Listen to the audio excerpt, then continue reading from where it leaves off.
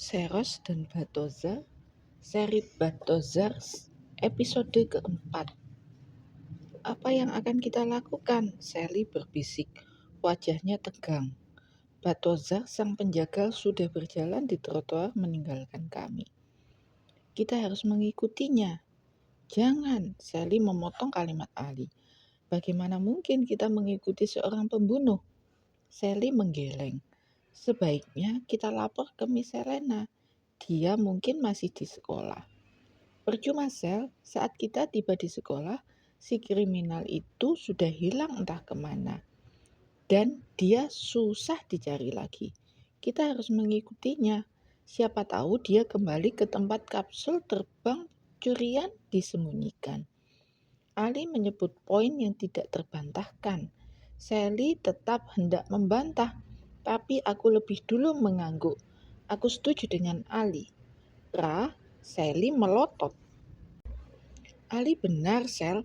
Kita tidak punya waktu. Ayo cepat, Bathoza sudah hilang di ujung jalan. Aku memperbaiki posisi ransel, berlari kecil. Ali ikut berlari di belakangku. Aduh, terus bagaimana? Rendang titipan mamamu, Sally berseru di belakang. Nanti bisa dibeli, jawabku. Raib, bukankah setiap kali kita melakukan sesuatu tanpa bilang-bilang kepada Alf atau Miss Helena, semua berjalan buruk? Borobudur dan Seros misalnya. Sally mengusap dahinya yang berpeluh tipis, kemudian ikut berlari mengejar. Itulah poinnya, aku tertawa kecil, menoleh ke belakang. Jika semua bisa ditebak, semua baik-baik saja. Itu tidak seru, itu bukan petualangan. Dia penjahat, Ali. Kita mengikuti kriminal. Itu bukan petualangan. Itu juga poin pentingnya. Kalau dia aktor Korea yang tampan, aku tidak sudi mengejarnya. Ali cengengesan. Moodnya benar-benar membaik sekarang. Aku tidak menimpali percakapan Ali dan Sally. Mataku awas memperhatikan ke depan. Kami berjalan lebih lambat. Jarak kami dengan Bathoza tersisa 20 meter. Jarak yang aman untuk menguntit. Akhirnya kami tiba di perempatan. Berbelok ke kanan, masuk ke kawasan ramai kota. Lebih banyak pejalan kaki yang berpapasan di trotoar. 1-2 membawa sepeda, skuter atau sepatu roda. Ada banyak pohon rindang. Ini tempat berkumpul warga. Jangan terlalu dekat, Ali berbisik. Nanti dia curiga kita ikuti. Aku mengangguk, menahan langkahku. Kami semakin dekat, wajah kami bertiga tegang. Bagaimana kalau kita mengikuti dengan teknik menghilang? Itu lebih aman kan? Sally memberi usul. Ali menggeleng. Tidak bisa kita mendadak hilang di keramaian begini, Sally. Lagi pula, mungkin saja Bathoza punya cara mengetahui jika ada yang menggunakan teknik klan bulan di sekitarnya. Dia pasti berpengalaman dan itu justru membuatnya waspada. Lampu merah. Kami tiba lagi di perempatan besar. Puluhan pejalan kaki berkerumun menunggu bisa menyeberang jalan. Bus kota dan mobil melaju pelan. Aku dan Sally menahan napas. Bathoza berdiri persis 2 meter dari kami. Sosok tinggi besar itu terlihat mencolok di antara sekitar. Dia menatap bangunan-bangunan kota, memperhatikan. Seperti turis menikmati kota. Klan bumi jelas tidak ada bandingannya dibanding kota Tisri, kota Iliois, apalagi kota Zaramaras yang modern dan megah. Tapi mungkin bangunan perkotaan klan bumi menarik di mata Bathoza. Lelaki itu masih menggenggam bungkusan makanannya. Beberapa pejalan kaki yang melirik Bathoza terlihat bergeser menjauh 1 langkah. Ngeri melihat wajahnya. Tapi Bathoza tidak peduli, ekspresi wajahnya datar, kosong. Dia seperti mumi yang berjalan. Lampu hijau, kerumunan segera mencair. Para pejalan kaki menyeberang jalan. Aku, Sally, dan Ali bergegas ikut menyeberang. Kami terselip di antara ratusan pejalan kaki. Itu sebenarnya pemandangan biasa. Banyak anak sekolah atau remaja lain yang ada di situ. Tapi tidak ada yang menyangka kami justru sedang menguntit kriminal nomor 1 klan bulan.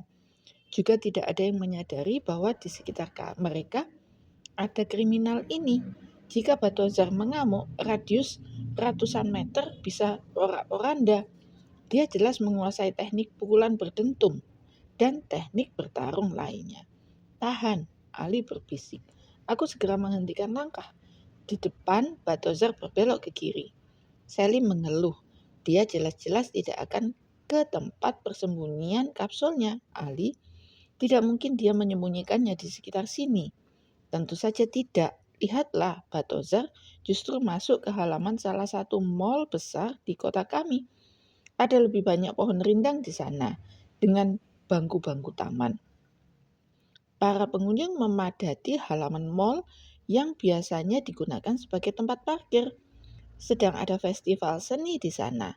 Stand, booth, dan panggung memenuhi halaman. Kapsul terbang curian itu tidak mungkin disembunyikan di sini. Batozar melangkah ke bangku panjang kosong lalu duduk di sana. Dia mau melakukan apa? Bisik Sally. Kami bertiga juga masuk ke keramaian festival. Berdiri mengawasi dalam jarak 15 meter. Dia mau makan, jawab Ali pendek. Batozar mengambil salah satu bungkusan makanan lalu menyantapnya. Aku menghela nafas perlahan. Kami bertiga saling tatap. Beberapa pengunjung yang ikut memperhatikan Batozar memilih menjauh. Salah seorang ibu menarik tangan anaknya yang sedang bermain di sana. Wajah Batozar sangat mencolok, tapi dia tidak membuat keributan apapun. Dia duduk, makan, menikmati keramaian kota. Persis seperti turis yang sedang asik berwisata. Sekerumunan anak-anak terlihat bermain kejar-kejaran tidak jauh dari kami. Kuperhatikan para pengunjung mengobrol asik. Pertunjukan seni sedang berlangsung di atas panggung. Penjajah barang dagangan berkeliling menawarkan dagangan. Satu dua pengemis mencoba peruntungan di tempat ramai. Halaman mal dipadati orang-orang dari berbagai usia, golongan, dan keperluan. Aku akan mendekatinya, cetus Ali. Hei, Sally melotot. Aku juga ikut menatap Ali. Aku jelas-jelas keberatan. Itu berbahaya, Ali, Sally berkata lagi. Tidak, dia tidak akan curiga, Sally. Dia hanya makan. Tidak ada aktivitas berbahaya di sana. Tapi buat apa kamu mendekatinya? Mungkin mengajaknya mengobrol? Astaga, Sally menepuk dahi. Kamu mau ngobrol dengan kriminal? Tidak begitu juga maksudnya, Sally. Ali nyengir lebar. Dari jarak lebih dekat, aku bisa tahu apakah dia membawa senjata atau tidak. Apakah dia menyembunyikan benda klan bulan di balik pakaiannya atau tidak. Informasi itu mungkin berguna. Bahkan jika memungkinkan, aku mungkin bisa menempelkan pelacak di pakaiannya. Aku mencerna kalimat Ali, itu sepertinya masuk akal. Kalian kenakan ini. Ali mengambil dua gadget kecil dari dalam ranselnya, lalu menyerahkan kepadaku dan Sally. Benda ini alat komunikasi seperti ponsel, tapi lebih canggih.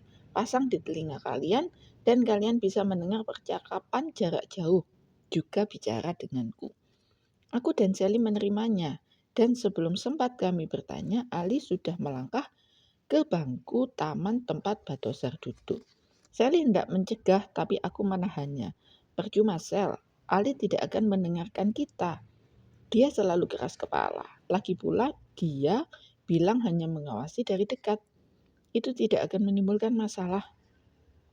Seperti anak sekolah yang suka keluyuran sebelum pulang sekolah, Ali berjalan santai melihat-lihat festival seni.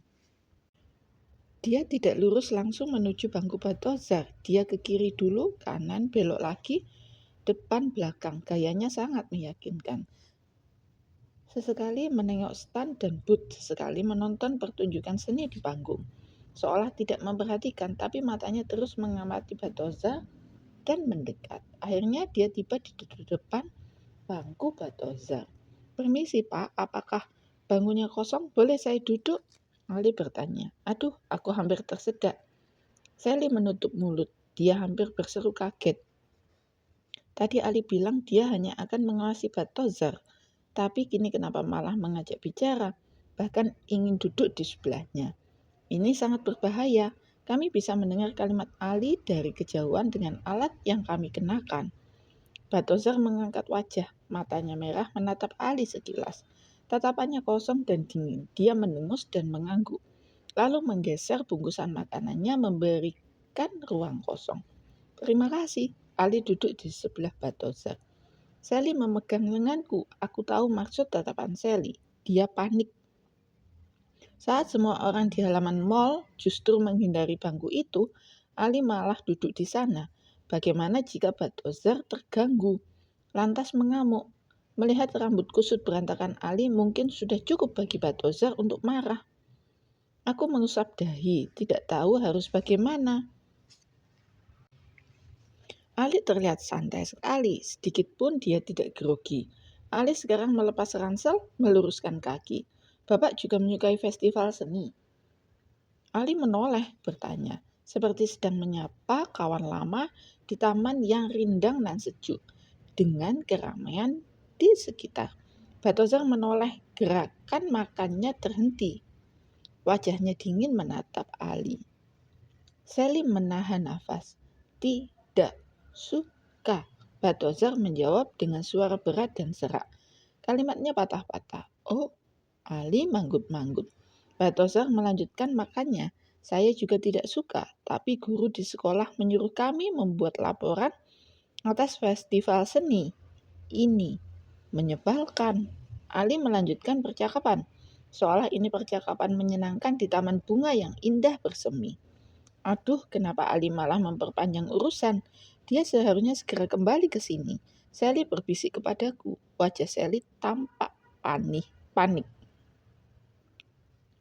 Ali, tinggalkan penjahat itu. Aku berseru pelan, memberi perintah dengan alat yang sama di telinga Ali. Dia pasti mendengar kalimatnya. Ali tidak menjawab, tepatnya dia tidak mendengarku. Ali, tinggalkan penjahat itu. Aku mengulanginya. Ini bukan seperti di Iklan Matahari saat kamu menaklukkan teka-teki penjaga perahu atau klan bintang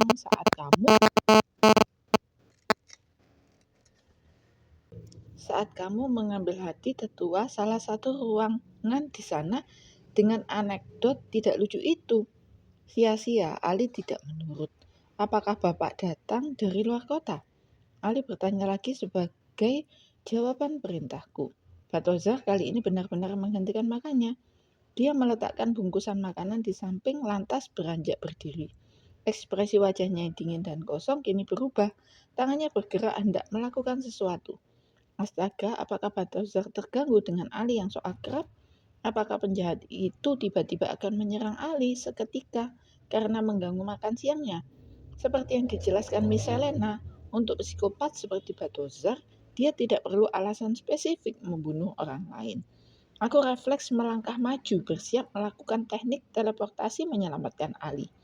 Aku tidak akan membiarkan Ali diserang tiba-tiba. Ini darurat. Aku harus membantunya, tidak peduli di halaman mall sekalipun. Sally juga bersiap, meskipun wajahnya pucat, dia mengepalkan jemari. Dia mengaktifkan sarung tangan matahari miliknya. Kita lanjut episode kelima pada video selanjutnya.